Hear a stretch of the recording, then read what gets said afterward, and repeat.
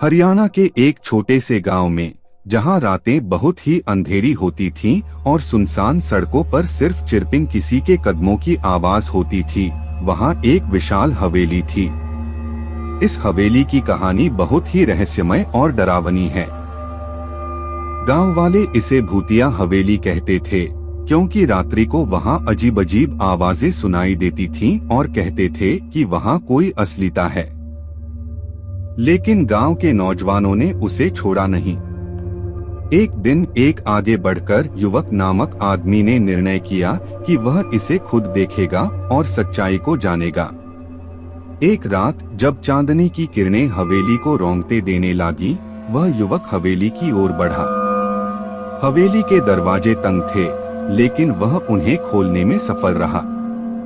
जैसे ही वह हवेली के अंदर कदम रखा, वहां से कुछ अजीब सी आवाजें सुनाई दी।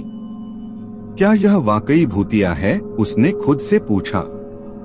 लेकिन उसने अपनी हौसला बढ़ाते हुए आगे बढ़ना जारी रखा। धीरे धीरे वह अंधकार में हवेली के अंदर बढ़ता गया, जबकि वहां से आवाजें और भी बढ़ रही थीं। वह एक बड़े कमरे में पहुंचा, जिसमें एक पुरानी कुर्सी, एक पुराना ताकतवर समय वृक्ष और एक बड़ा काला बर्तन था। रूम का वातावरण अजीब अजीब कुछों से भरा हुआ था, लेकिन उसका ध्यान खींचने वाली चीज एक पुराना झूला था जो आसमान से बंधा हुआ था। युवक ने झूले की ओर बढ़ते हुए देखा कि वहां बैठा कुछ भूतिया सा चेहरा दिखाई दे रहा है। वह धीरे धीरे झूले की ओर बढ़ता गया और जब वह उस भूतिया चेहरे के पास पहुंचा, तो वह हैरानी में थम गया। वह चेहरा उसका अपना था, उसका अपना रूप। यह मेरा चेहरा कैसे हो सकता है? उसने खुद से पूछा, पर उसका चेहरा उसे खामोशी से देख रहा था। झूला हल्के से हिला और युवक ने अपनी आत्मा के साथ कुछ अजीब सा महसूस किया। उसका चेहरा फिर से हल्का सा हिला और वह अपनी जगह से उठकर युवक की ओर आया।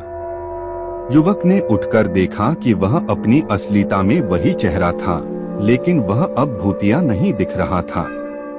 तुम मेरे पीछे क्यों आए हो? उसने युवक से पूछा। युवक ने घबराहट में उत्तर दिया, मैं यहाँ तुम्हारी भूतिया बातें जानने के लिए आया था, लेकिन तुम मेरा ही चेहरा था। चेहरा हंसते हुए बोला, हाँ यह सच है, पर जब तुम मेरे साथ हो तो मैं भूतिया नहीं लगता ना? युवक ने हैरानी से सर हिलाया और चेहरा ने कहा, मैं एक समय का यात्री हूँ और मुझे अपनी ताकत को वापस पाने के लिए किसी की मदद की जरूरत थी। चेहरा ने अपनी कहानी सुनाई, जिसमें यह बात सामने आई कि वह एक समय के यात्री हैं, जो एक दुर्लभ पत्थर के साथ एक जादुई क्षेत्र में फंस गए थे।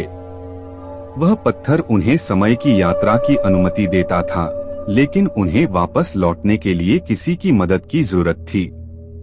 उन्होंने युवक से अपनी मदद करने के लिए उसे अपने साथ लेने का निर्णय किया।